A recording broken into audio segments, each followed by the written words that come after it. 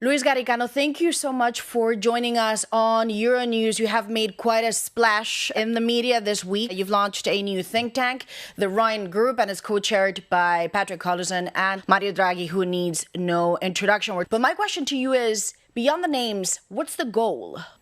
Yeah, so it's not quite a think tank. It's a group where we will seek to put together entrepreneurs, business people, policymakers, and academics to think about what Europe needs to do next. So it's grown out of the joint concern about what is perceived by us as a stagnation, the technologies of the future, the technologies on which our future depends, including most certainly artificial intelligence, are being developed outside of Europe entirely, in the US and in China. And we believe that Europe needs to act. We believe that there was a moment of urgency about reforms, just after the Draghi report came out. But then the Draghi agenda has been kind of overcome by all the events, the Trump election, the Trump trade war, all the other things that happen in the world, and Europe is not doing what it needs to do to really move forward on the reforms that we need to become again the innovation superpower. There's this idea that perhaps this is also an attempt by Mario Draghi. There's a lot of people who talked about his report, but he authored it, and maybe he wants to reappropriate his work. How did this come about? How many months has it been in the making? No, I don't think it's in any way an attempt to reappropriate or anything like that. I mean, it's really an attempt to really kind of confront the situation we are facing now, which is a situation that I think is critical for Europe. We missed an entire technological revolution, which is the IT revolution. We depend basically on American companies for that. We risk missing the most important change maybe in the history of humanity, which is AI. We risk having it outside. So the way this came through is conversations between Mario Draghi and myself. And for many months. When did you get the idea? Just to be clear on this, is this group the result of a form of frustration that this report is not being implemented the way that it should, or at the pace that it could?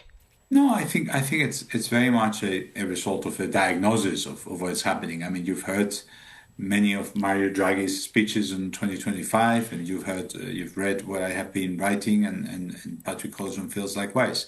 So we have been setting this up over 2026, and we have been talking to people who could be interested, people who had written things about this, or people who knew that they had been saying. So these are people who are basically concerned about what Europe is and want to move Europe forward. You're trying to send a message. The timing is not a coincidence. I mean, the message is that we really are wasting a lot of time, and things need to move forward. So I think September is the start of the year in many ways, right?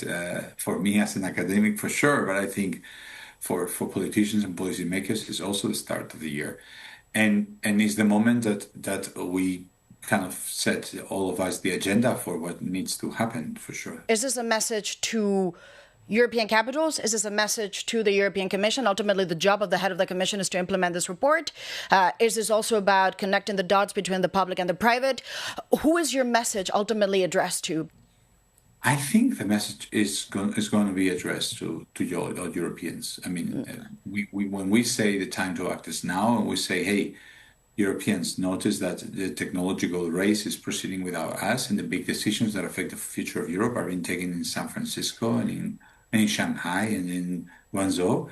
That in Beijing, that message is for all of Europe to realize, hey, this is an important challenge. And I want to ask you about AI in a minute, but you say the message is addressed to all of Europe. I do have to ask you about some of the criticism that we've seen this week that says when you look at the names, the country distributions, it is still very much led by Western names. Some of the European names that we've seen very much in the elite circles of Europe for 20 years. It's certainly not the same faces. No, you don't. You don't agree with that? What about No. We have many entrepreneurs below 30 years old.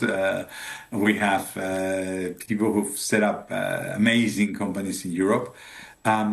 We have the distribution geographic concern has come up, always comes up in Europe. There's always some area which is going to feel underrepresented.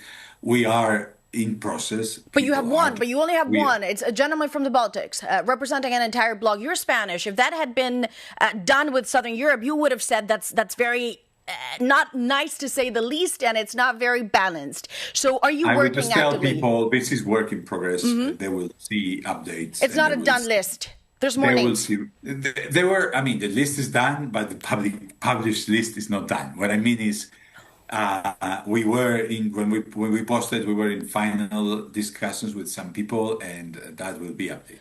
You also have a book that came out of this, Messy Jobs, on the impact of AI. We've seen once again this head of the European Central Bank saying she is concerned that Europe is really falling behind the United States and China, which are throwing all of these resources and money into AI. Are we really behind? Have we lost this race entirely already? Yes. Messy Jobs, my book, is a hopeful book. It says that it's a book of the impact of the labor market of AI on the labor market. I've been working on technology in the labor market my entire research career.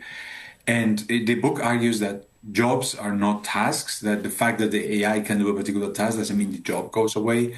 Jobs are much more messy. There is much more than we do. The book starts with a vignette from a family, when you have all your kids ready to go, and in the morning one of them says, I don't want to go swimming. And, AI is not going to change the fact that you need to manage the situation. So that's what the book is about. It's about the impact of technology on the labor market. Our sense is this is going to be, it's written with two Chinese Hong Kong scholars. Our view is this is going to be a gigantic change for humanity, AI. And we do think Europe is massively behind, for sure. Some would say the jobs are not going to be messy in the way that they operate and integrate with AI, but in some places in Europe, they could just disappear altogether. What is the big concern when you look at the AI models in Europe that at this point dominates your thoughts, but also those of the Rhine Group? What is the concern around AI?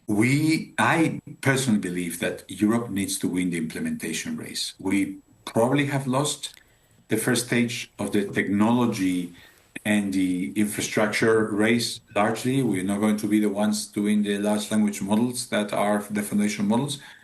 But this market is going to be very competitive, and we need to be the champions on that. Europe needs to be the best and stop putting so much barriers and start embracing it more proactively. Well, Luis Garicano, thank you so much for joining us on Euronews. I'm sure you've had a lot of emails about participants who would like to join the Rhine Group this week. You've certainly made a splash, but of course now we look forward to seeing the work. Thank you so much, sir. Thank you very much. It's great to talk to you.